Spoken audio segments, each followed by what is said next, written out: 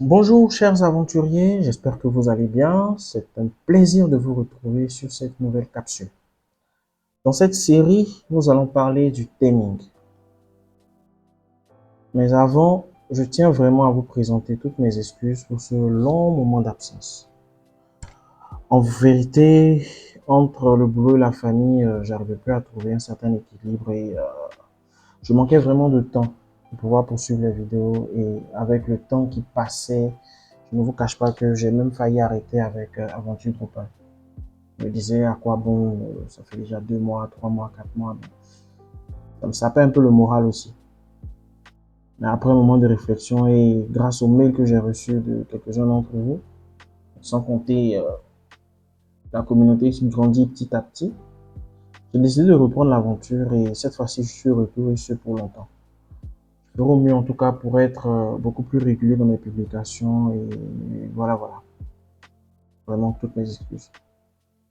Et bien entrons maintenant dans le vif du sujet. Nous allons parler du theming, mais en présentation, on va dire qu'est-ce que le theming. Décrire un peu ce que c'est que le theming au niveau de la présentation. En deuxième partie, on verra les prérequis.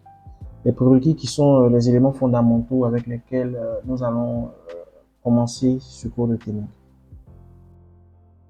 Mais déjà, qu'est-ce que le theming? Le theming, c'est un aspect très important du développement en Drupal.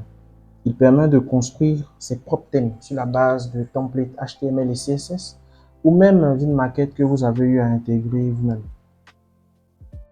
Pour les plus observateurs d'entre vous, vous avez remarqué que les templates Drupal ne sont pas très top visuellement. Les thèmes, je veux dire. Donc, avec le theming, vous avez la main non seulement pour concevoir des thèmes, mais aussi les modifier depuis le back-office, ce qui rend l'aventure beaucoup plus intéressante. Donc, en termes de prérequis, qu'est-ce qu'il nous faudra connaître? Il nous faudra d'abord avoir des bases en HTML et CSS. Ça, c'est vraiment non négociable. Ensuite, connaître le moteur de template Twig. Pour ceux qui sont déjà familiers avec le framework Symfony, je pense que vous avez déjà utilisé Twig, car c'est ce moteur de template qui est utilisé au niveau du framework Symfony. Et vu que c'est ce framework-là qui a été intégré à Drupal depuis sa version 8, donc voilà, Drupal embarque Twig en fait. Donc il faut déjà avoir une bonne base en Twig. Et ensuite, connaître le module paragraphe serait un plus. Parce que c'est avec le module paragraphe que nous allons travailler tout au long de cette série. Donc, au cours des prochaines vidéos, on va dire la prochaine vidéo, je vais vous présenter Twig pour ceux qui ne connaissent pas.